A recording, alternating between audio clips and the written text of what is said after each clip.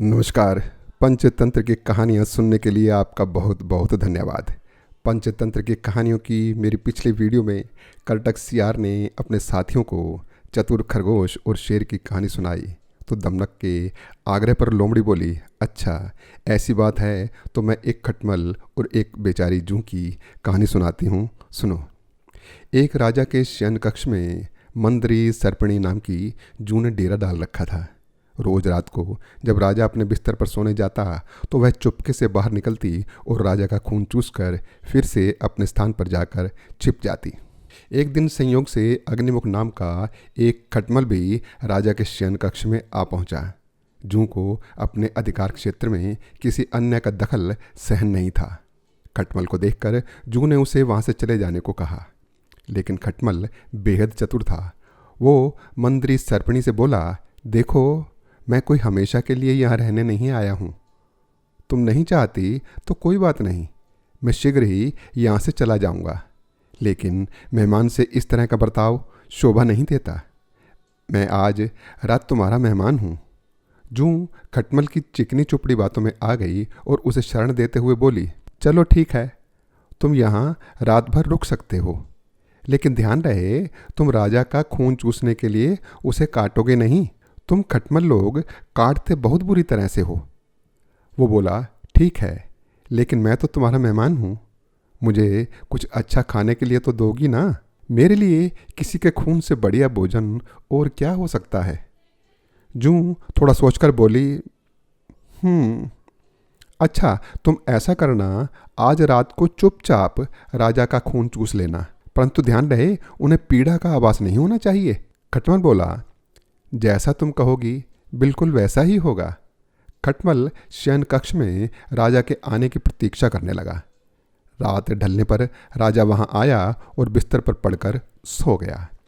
मौका देखकर खटमल धीरे से राजा को काटने लगा। जैसे ही राजा का खून उसकी जुबान को लगा, उसे आनंद आने लगा। ऐसा स्वादिष्ट खून उसने पहली बार चखा था, इसलिए वह राजा को अलग अलग जगह से काट कर खून चूसने का मज़ा लेने लगा, जैसे फिर कभी उसे खून चूसने का मौका ही नहीं मिलेगा। उसका पेट फटने तक भर गया, तब वह राजा के बिस्तर से हटा। थोड़ी देर में खटमल के काटने के कारण राजा के शरीर में तेज खुजली होने लगी और उसकी नींद उचट गई। उसे खटमल के खून चूसने का एहसास हो गया और उसने क्रोध में आकर अपने सेवकों से खटमल को ढूंढकर मार डालने का हुक्म दे दिया। जब चतुर खटमल ने सुना तो वो पलंग के पाए के नीचे छिपकर बैठ गया। राजा के सेवक पलंग की छानबीन करने लगे तो चादर के कोने पर बैठी जूं उनकी नज़र में आ गई। सबसे पहले उन्होंने उसे ही पकड़कर मार डाला। तो हमें अजनबियों की चिकनी चुपड़ी बातों में आकर भी उन पर भरोसा नहीं कर लेना चाहिए, अपितु उनसे अधिक सावधान रहना चाहिए। दमनक बोला, एक रंगे सियार की कहानी मैं सुनाता हूँ, सुनो। एक बार की बात है, एक दिन एक जंगल में बहुत तेज हवा चल रही थी। एक पुराने पेड़ के नीचे एक सियार खड़ा हुआ था। पूरा पेड़ हवा के तेज झोंकों से गिर पड़ा। सियार उसकी चपेट में आ गया और बुरी तरह घायल हो गया। वह किसी तरह घिसटता घिसटता अपनी मान में पहुंचकर लेट गया। दर्द में उसने कई दिन गुजार दिए। मान से बाहर निकलने की उसकी हिम्मत नहीं हो रही थी। जब उसे भूख सताने लगी तो मजबूर होकर वह अपनी मान से बाहर आया। तभी उसे सामने एक खरगोश नजर आ गया। उसे दबोचने के लिए वह उस पर झपटा। उसका शरीर कमजोर हो गया था और वो खरगोश कुदाले मारता हुआ वहां से भागने लगा। सियार कुछ दूर उसके पीछे भागकर हाँफने लगा। उसके शरीर में जान ही कहाँ रह गई थी। फिर उसने एक बटेर का पीछा करने की कोशिश की, यहाँ भी वह असफल रहा। हिरण का पीछा करने की तो उसकी हिम्मत भी नहीं हुई। वह वहाँ खड़ा होकर सोचने लगा कि वह शिकार नहीं कर पा रहा है। भूखों मरने की नौबत आ गई है, क्या किया जाए। वह इधर उधर घूमने लगा, पर उसे कहीं कोई मरा हुआ जानवर भी नहीं मिला। घूमता घूमता वह एक बस्ती में चला गया। उसने सोचा शायद कोई मुर्गी या उसका छोटा मोटा बच्चा ही हाथ लग जाए तो कुछ भूख मिटे। सो वह इधर उधर गलियों में घूमने लगा। तभी बस्ती के कुत्ते भों भों करते उसके पीछे पड़ गए। कुत्तों से जान बचाने के लिए सियार को भागना पड़ा। गलियों में घुसकर उनको छकाने की कोशिश करने लगा, पर कुत्ते तो बस्ती की गली गली से परिचित थे। सियार के पीछे पड़े कुत्तों की टोली बढ़ती जा रही थी और सियार के कमजोर शरीर का बल समाप्त होता जा रहा था। सियार भागता हुआ रंगरेजों की बस्ती में आ गया। वहां उसे एक घर के सामने एक बड़ा ड्रम नजर आया। वह जान बचाने के लिए उसी ड्रम में कूद पड़ा। ड्रम में रंगरेज ने कपड़े रंगने के लिए रंग घोल रखा था। कुत्तों की टोली सियार को देख नहीं पाई और वो भौंकती हुई वहां से चली गई। सियार सांस रोके ड्रम में पड़ा रहा। उसने सांस लेने के लिए अपनी थूथनी रंग से बाहर कर ली और धीरे धीरे सांस लेने लगा। जब उसे पूरा यकीन हो गया कि अब कोई खतरा नहीं है तो वह ड्रम से बाहर निकल आया। वह रंग में भीग चुका था। जंगल में पहुंचकर उसने देखा कि उसके शरीर का सारा रंग नीला हो गया है। उस ड्रम में रंगरेज ने नीला रंग घोल रखा था। उसके नीले रंग को जो भी जंगली जीव देखता वह भयभीत हो जाता। उनको खौफ में कांपते देखकर सियार के दुष्ट दिमाग में एक योजना आ गई।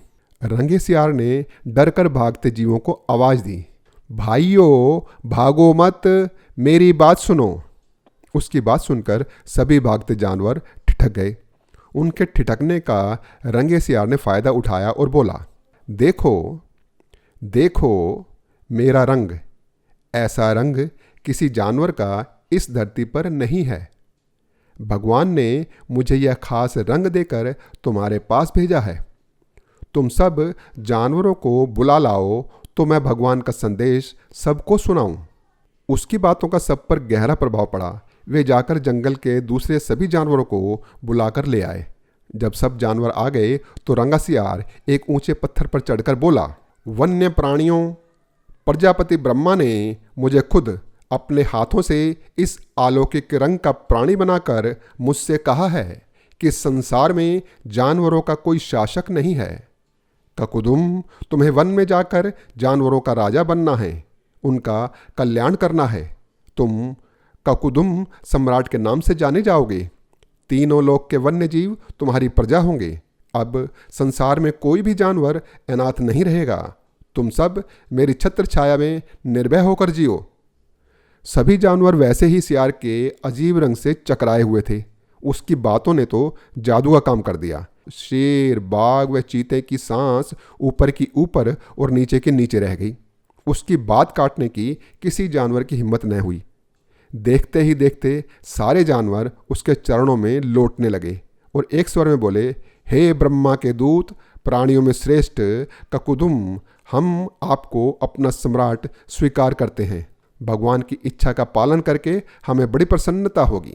एक बूढ़े हाथी ने कहा, हे सम्राट, अब हमें बताइए कि हमारा क्या कर्तव्य है।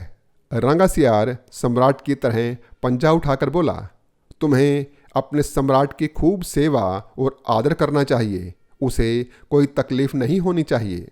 हमारे खाने पीने का शाही प्रबंध होना चाहिए। शेर ने सिर झुकाकर कहा, महाराज, ऐसा ही होगा। आपकी सेवा करके हमारा जीवन धन्य हो जाएगा। ककुदुम के शाही ठाठ हो गए। वह राजसी शान से रहने लगा। कई लोमड़ियाँ उसकी सेवा में लगी रहती। भालू पंखा झुलाता। वह जिस जीव का मांस खाने की इच्छा जाहिर करता उसकी बलि दी जाती। जब सियार घूमने निकलता तो हाथी आगे आगे सूंड उठाकर बिगुल की तरह चिंगाड़ता चलता। अंगरक्षक 2 शेर उसके साथ साथ चलते। रोज ककुदुम का दरबार भी लगता। रंगे सियार ने सम्राट बनते ही अपनी जाति के जीवों द्वारा पहचान लिए जाने के डर से सियारों को शाही आदेश जारी कर उस जंगल से भगा दिया। एक पूर्णिमा की रात सम्राट ककुदुम खूब खा पी कर अपनी शाही मान में आराम कर रहा था। बाहर चांदनी का उजाला फैला हुआ था। पास के जंगल में सियारों की टोलियां हू की बोली बोल रही थी। उस आवाज़ को सुनकर उसकी नींद खुल गई और वो अपनी मान से बाहर आ गया। बाहर चांदनी के उजाले को देखकर ककुदुम अपना आपा खो बैठा। उसके अंदर के जन्मजात स्वभाव ने जोर मारा और वह भी अपना मुंह चांद की ओर उठाकर सियारों के स्वर में स्वर मिलाकर हू करने लगा। अंगरक्षक शेर और बाघ ने उसे चांद की ओर मुंह करके हू करते देख लिया। वे चौंके। बाघ बोला, अरे यह तो सियार है। हमें धोखा देकर इस वन का सम्राट बना था। मारो इस नीच को। शेर और बाघ उसकी ओर लपके और देखते ही देखते उसका तिया पांचा कर डाला। जैसे हो वैसा ही दिखाओ। नकलीपन की पोल देर या सवेर जरूर खुलती है। आगे क्या हुआ मेरी अगली वीडियो में देखने के लिए मेरे चैनल को सब्सक्राइब करें। ये वीडियो आपको कैसी लगी मुझे बताइएगा। नमस्कार।